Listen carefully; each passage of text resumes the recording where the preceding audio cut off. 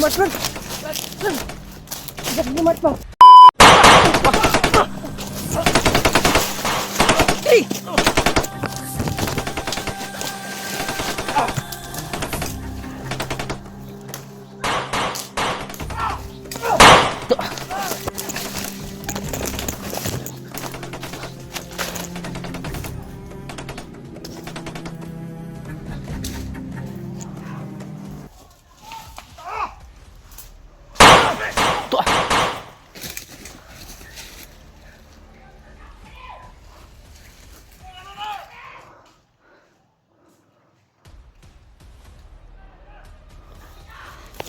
Ben. Abi. Ulitin, sundan. Ben.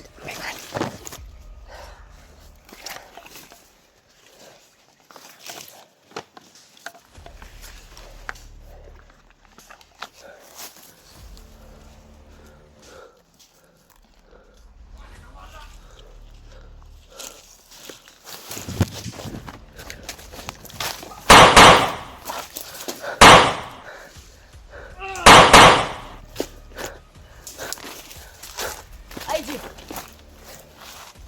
G! Brad!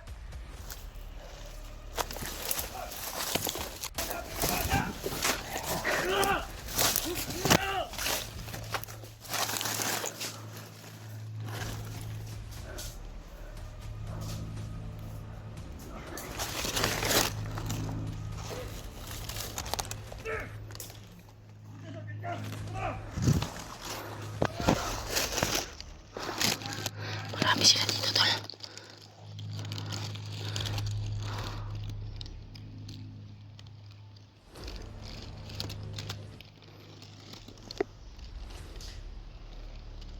Marami sila dito.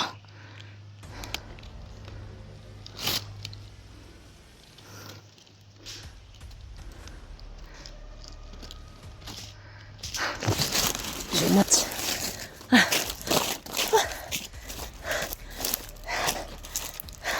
Buti na nakakuha tayo, Brad. Nakawala tayo sa kanila. Dito.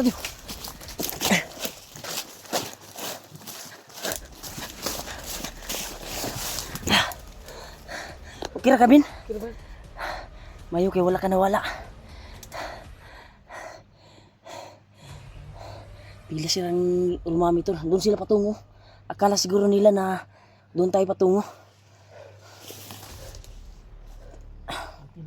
Tayo sa kanilang mata. Gani.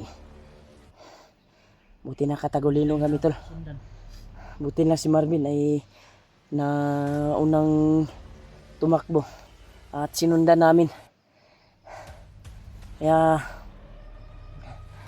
sinunod talaga namin yung kung saan tatakbo yung isa ay doon tatakbo yung lahat para walang mangyaring hiwalayan.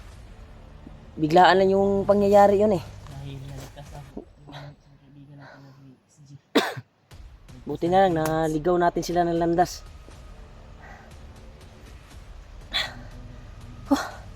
Insahan na to eh. Tama lang ko lagi. Okay ra, Kabin? Yan, tol. Ito yung sitwasyon namin ngayon, tol. Kaya agresibo silang gumalaw, tol, talaga. Sa bawat area ngayon. At bantay sirado yung area na dinaanan namin ngayon.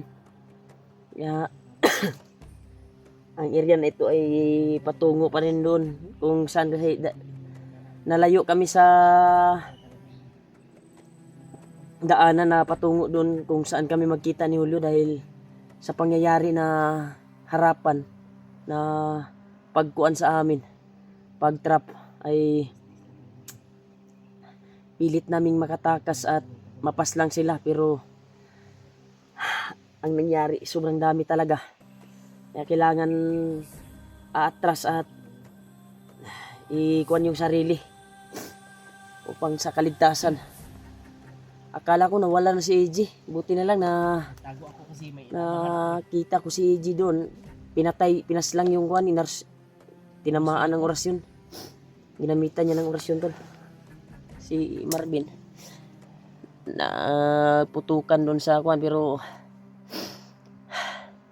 Muntik na dahil sobrang dami talaga. Kaya umatras talaga kami tol. At buti na lang, sa awa ng Diyos ay niligaw sila ng landas. Hindi nila kami nakita. At nabidyohan ko pa sila na habang nagmamasid sila at hinahanap kami. Kaya doon sila patungo tol sa area na yun. Akala siguro na doon kami patungo. At sobrang liksi ni Marvin gumalaw. Napakakuan talaga, agresibo.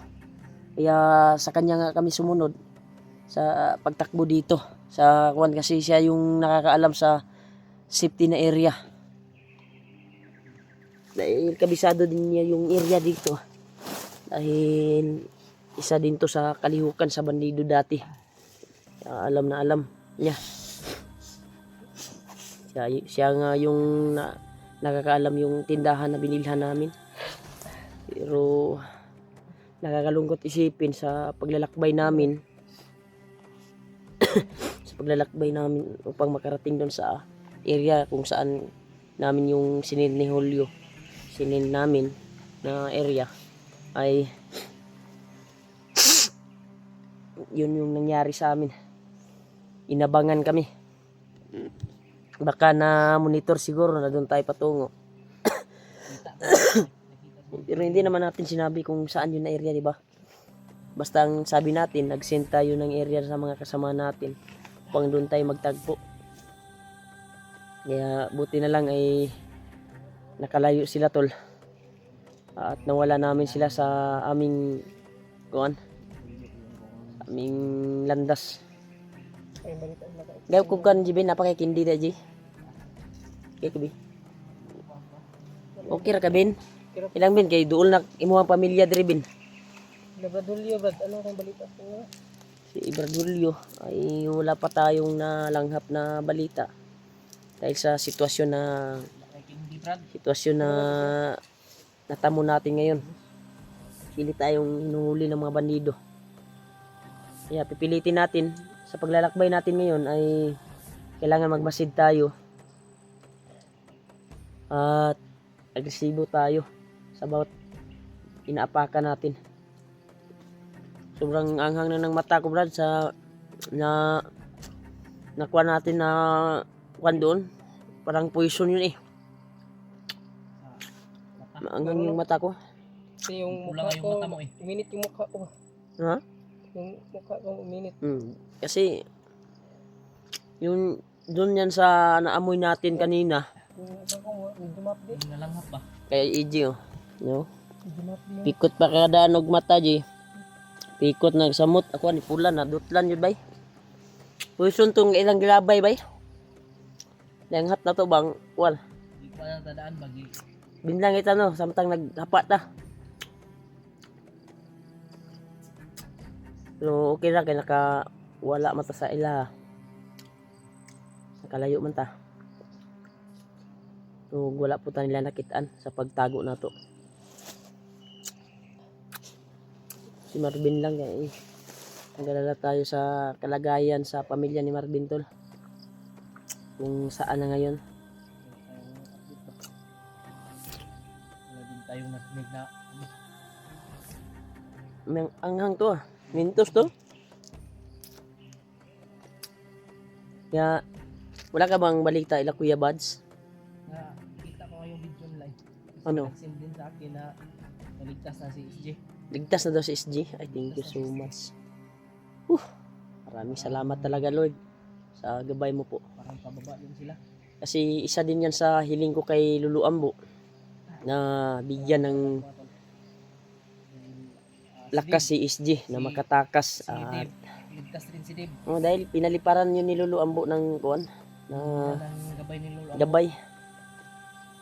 Kaya nagpasalamat po tayo na dinilig ni Lulu Ambo yung mga hiling natin sa kanila na tulungan yung mga kasamahan.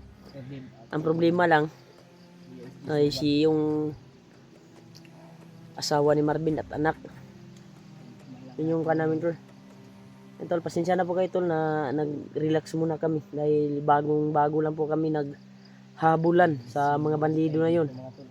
At muntik pa kaming nayari at natudas. Tulungan talaga natin mga tol. Kaya Kung madadaanan lang natin. alerto talaga tayo. Masin muna tayo brad bago tayo lalakad. Baka nagtago lang sila at tayo yung aambos na naman.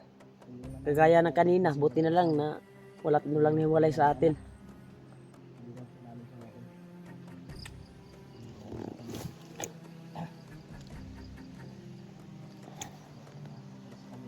Pipilitin namin mahanap talaga yung pamilya ni Marvin tol. Kaya sinikapan namin talaga na mapasok itong area na ito. Na actual namin narinig na yung mga nakita pala naming mga kahoy dito na putol ay doon dinadala sa kung sana may masundan tayong bandido at mahuli man lang na bandido para siya yung mag-tour guide doon sa area kung saan ang pamilya ni Marvin at anak. Kasi yung nakita natin mga putol doon pala dalhin sa mga bagong kampo daw. Narinig natin sa mga bandido. Narinig natin sa bandido. Iba pala yung tagahakot nila, no? Iba yung tagahakot nila at iba yung nagabantay sa ano. May makikita Parang tayo dito, yung mga nakalayo na sila. Pwede na siguro tayong maglakad at patuloy sa paglalakbay. J? Lakbay ta. Masin lang yun ta ha. may uwak ko. Ay jay, delikado ni bay. Nani commander di ba? Bantog na daghan kito sila gay na bay. Alis to lang ta. May uwak dito eh. Maraming uwak dito tol. Lumilipad.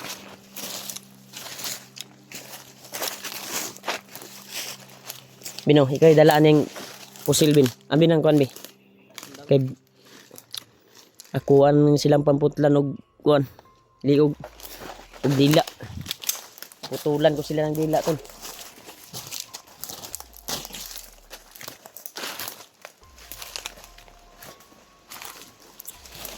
Kapit yan sabi na. Ay kay agresibo bin kay basig maalao ta ni. Ano? May nagpuputol ng kahoy dito. Yung mga kahoy na kuan ay ano?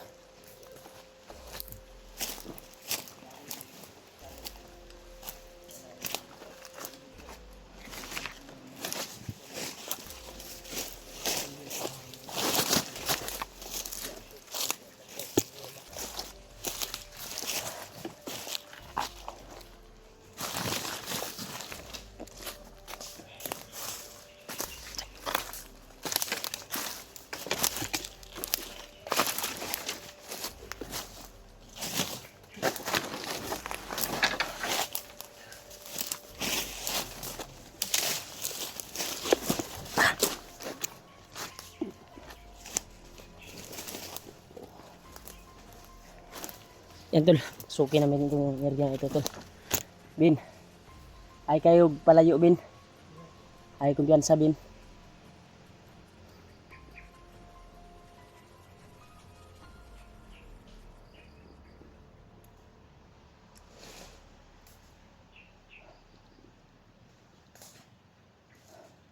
Lain na kung paminaw diri, G.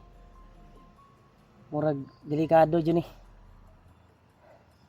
Bindi kay gunit sa akong kamera be. Murag lain di paminaw na ko ani. Delikado ng area ni ba. Ampo lang kita sa Ginoo na walang makakuan sa atin dahil uminit talaga yung mga nakatanim na agimat sa katawan ko. At yung bandaan na ko sobrang init talaga.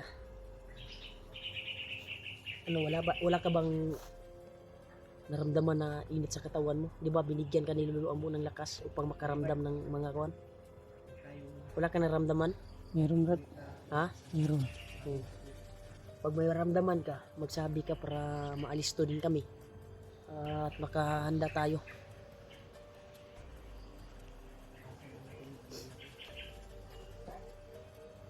Sundin tani. Ito sana hindi kami pababayaan ng Panginoon tol dahil habang nakapatong kami sa area na ito ay yung mga dala naming mga agimat ay uminit talaga sa katawan namin. Kaya guys, sobrang halanga sa mata. Uy, siya katong poison na gilabay nila sa tuwa ba. Masig delikado dito ani di, itong mata ni di. Pitahan di ako mata ba, ako maguna hapit na igo sa poison nga, gilabay nila god. Ha?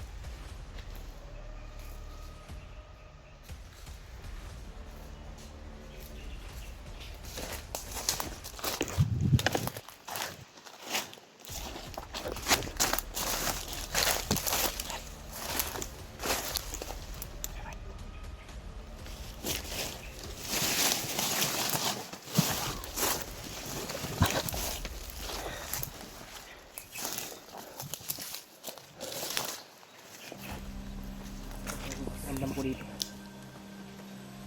Actually, like na nararamdaman dito.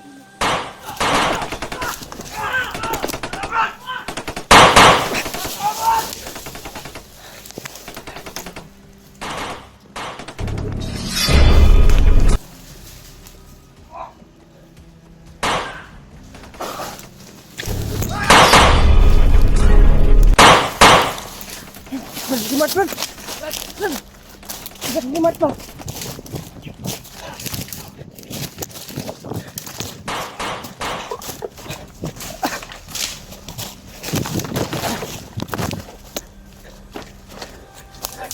Sudah gimat bro.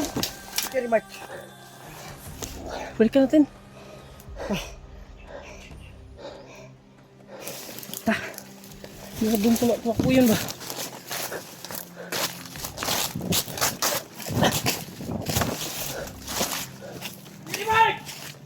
Run! Run! Ah.